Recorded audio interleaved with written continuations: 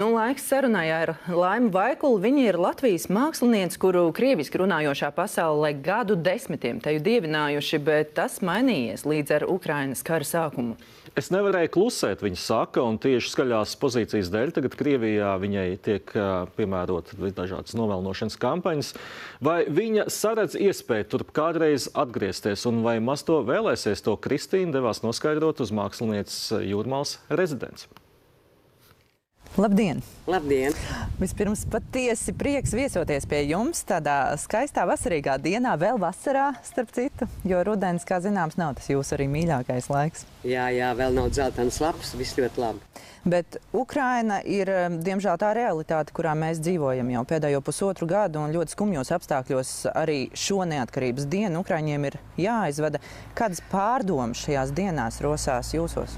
Ziniet, kā bija pandēmija, nebija mūsu festivāla randevu.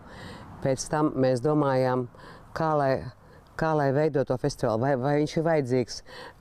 Un laikam paši Ukraiņi mani vairāk iespaidoja. Viņi man pacēla pirmajās dienās kara, kad es vispār, man bija tāda briesmīga sajūta, ka es nevarēju runāt krieviski. Ar mani notika tas, kas notiek tagad ar viņiem. Es esmu pret to, es negribu tādu būt. Bet tas notika. Tātad galvā viss notiek savādāk nekā sirdī.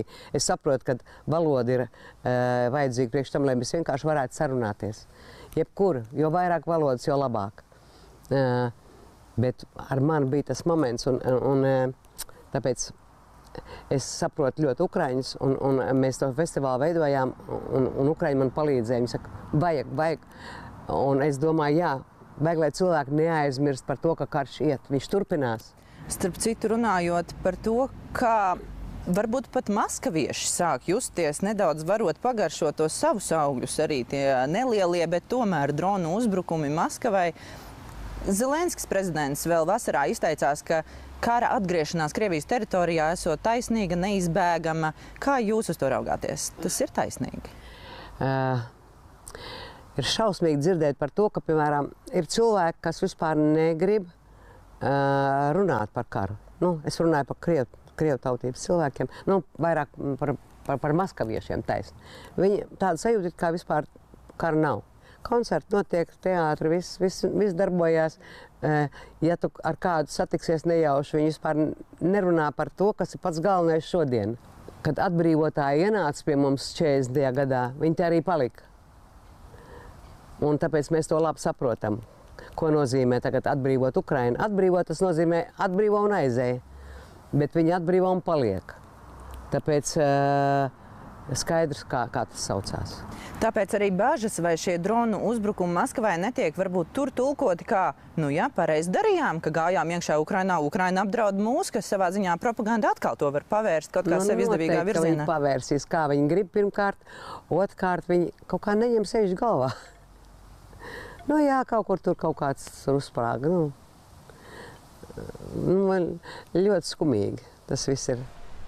Kā jūs pārdzīvojat vilšanos Krievijas cilvēkos? Varbūt jums es vienkārši domāju par to, ka es visu laiku domāju, ka cilvēks ir labāk būtne. Ka ir tomēr mīlestība, ka ir līdzjūtība. Bet tas viss tā izskatās pavisam savādāk. Cilvēkiem galvenais ir nauda. Nauda ir svarīga. Nezinu, kā parasti. Iedzersim par veselību, lai būtu veselība un lai būtu nauda. Bet šodien tu saproti, ka jā, veselība ļoti svarīga, ļoti. Bet nauda nav galvenais. Ja runā par tādu nopietnu situāciju, kā šodien ir karš, piemēram, Ukrainā. Ja? Nezinu, man bija ļoti viegli atteikties no naudas. Man bija viegli atteikties, tāpēc es saprotu, ka svarīgāk ir cilvēku dzīvība un svarīgāk ir dzīvnieku dzīvība, dabas. Bet te ir dota komanda iznīcināt visu. Viņi uzbruk Ukrainai, viņi iznīcina cilvēkus, dzīvniekus, dabu. Kas ar viņiem notiek? Kāds viņiem stress?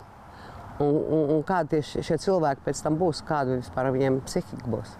Bet arī šī klusējošā līdzatbildība, tā skaitā arī no jūsu bijušajiem kolēģiem, līdzgaitniekiem, estrādes māksliniekiem, jūs viņiem varat piedot un saprast šo viņu klusēšanu? Vai pat kā ar atbalstīšanu atsevišķos gadījumos? Nē, atbalstīšana par to vispār nav sarunas. Jā. Es domāju visu laiku, ka ļoti gribētos uzzināt, kuram kāda problēma bija, piemēram. Vienam šausmīgi svarīga nauda, vienam ir bailes, varbūt viņiem kaut kas apdraud, vienam ir pilnīgi vienalga. Visiem ir dažādi iemesli, kāpēc. Un viņi visi ir šausmīgi. Visi tie iemesli ir šausmīgi. Man tā liekas, tik vienkārši ir saprast to, ka karš ir slikti, ka cilvēku asaras, un ja tu esi vainīgs pie tā, ir slikti. Mēs to zinājām bērndārzā. Es to zināju bērndārzā. Man nevajadzēja nodzīvot garu dzīvi, lai saprastu to. Tāpēc tur kaut kas ar smadzenēm nav kārtībā, manuprāt. Bet kā jūs tulkot arī to, ka, teiksim, jūs kļuvāt no naša laima, kā mūsu laima, līdz tādai bezmaz vai izraidītajai, negribētai, atstumtai, un tas notiek, tā kā no mīl līdz ienīs tik īsā laika sprīdī, un tā skaitā arī no faniem, kā agrākajiem jūs? Nē, fani paliek. Fani ir pareizie mani. Bet paziņas, jā. Man ir paveicies, es sev ļoti mīlu par to, tā es sev nemīlu, es nekad nepatīku sev, man nekad nepatīk, es vienmēr redzu, es neesmu to izdarījis, bet es vienmēr esmu bijis vienāda. Kad es uzstājos Krievijas televīzijā, tas tā kā, ja jūs gribat būt pasaules slaveni, jums jāuzstājas Amerikā, ja jūs gribat būt slaveni former Soviet Union, ietvaros, tad jāuzstājas bija Krievu televīzijā. Tas no padomju laikiem viss notika. Tāpēc es to visu saprotu, un es uzstājos tur, un es vienmēr jutos, es sāku savu uzstāšanos ar mušmirēm, ar latviešu valodā, amerikāņu mūziku, un man pirmo reizi tā iepazina. Tas bija tas 90. Tā bija naša laima. Kaut gan es vienmēr biju Es biju par taisnību, man vajag, lai būtu taisnīgi viss, lai būtu. Es nekad nemeloju, tas mans dzīves kredo. Man viegli dzīvot, tāpēc, ka es vienmēr runāju vienādi. Un tāpēc, ka tagad tas ir netaisnīgi, kas notiek, es atkal runāju par to netaisnību. Un tas ir mans raksturs, nekur no sevis neaizbēgs. Šobrīd tā maksa jūsu izvēlei ir tas, ka bija jāatsakās no Krievijas skatuvēm, vai kaut kādā ziņā nepietrūkst? Ne tikai no Krievijas. Ne tikai no Krievijas, taisnība, bet šīs posmas, šī vēriena, kas, būsim godīgi, teiksim, Latvijas tirgū bieži pat saka, ir šovs bez biznesa, šovu biznesa šeit nav. Kā jūs to izjūtat? Jā, ir jauns, pilnīgi, man sākās jauna dzīve, cita. Un man tas ir interesanti. Man patīk, it kā es esmu pensijas laiki pagājuši, un es sāku no sākuma visu. Un tas ir interesanti, jo tomēr es jau zinu, kā vajag un ko vajag, tāpēc man nav grūti, piemēram, es braukšu uz Poliju, uz Polijas televīziju uzstāties. Es braucu uz Izraēlu, man piedāvā tūrus pa Eiropu. Pagaidām es to vēl neesmu sākus, tāpēc, kad man ir savas domas, es gribu izveidot speciālu programmu. Un man ir Amerika priekšā stāv visu janvāru, februāru. Cits darbs. Un galvenais, ka es jau arī nebraukāju tā pa Krieviju, kā visi domā, ka es Krievijā tikai tur strādāju. Viņi man visu laiku raksta komentāros, jā, Krievija tev baroja. Viņi neko man nebaroja. Pirmkārt, mēs vienmēr, visi cilvēki, kas uzstājas skatos, mēs pelnījām savu naudu taisnīgi. Un nekad mēs... Mums no debesīm nekrita nekas. Krievu aktrise Čulpana Hamatova ir atradusi patvērumu arī Latvijā, bet savā ziņā, un kāpēc es viņu pieminu, man kādas paralēlas gandrīz jums abām gribas vilkt, viņa jūtas kā svešā savā dzimtenē un svešā joprojām šeit, jo uz viņu skatās ar lielu devu, tādu skepsis, aizdomām arī, tik tiešām. Kā jūs jūtaties? Jūs arī... Es brīnišķīgi jūtos. Es vienmēr jūtos Latvijā kā mājās. Tā ir man galvenā un mīļākā vieta pasaulē dabīgi. Es nekad nebiju aizbraucis no šejienes. Nekad. 1,5 gadu Amerikā. Tas bija tas laiks, kad es nebiju šeit. Pārējo laiku, visu laiku es biju Latvijā, tā ir mana dzimtene, es esmu piedzimusi un nodzīvojis visu mūžu. Tad varbūt arī pēc tam, kad jūs tā ļoti atklāti paužat savu pozīciju, kopš ir sācies karš Ukrainā, ir pieklusušas tās balsis, kas teica, Laima, tā jau Krievijas māksliniece, cik vairs Latvijas māksliniece? Tas nav pareizi no paša sākuma, tas ir tāds, žurnālistu gājiens. Es nekad nebiju Krievijas dziedātāja. Krievu valodas nesētājiem, jā, varbūt es biju viņa. Tāpēc, ka man bija dziesmas, visas Raimonda dziesmas ir sākumā latviski, pēc tam viņas ir tulkots. Varbūt izņemot to Išoņa večeru. Pat vernisāžai ir latviešu variants. Bet, ja tu brauc tur, kur runā krieviski, nav svarīgi, tā ir Kazahstāna vai Turkmēnija vai Grūzija vai Armēnija vai Azerbaidžāna. Tu runā tajā valodā, kur tev saprot. Tāpat kā šodien jārunā latviski te Latvijā. Tas ir normāli.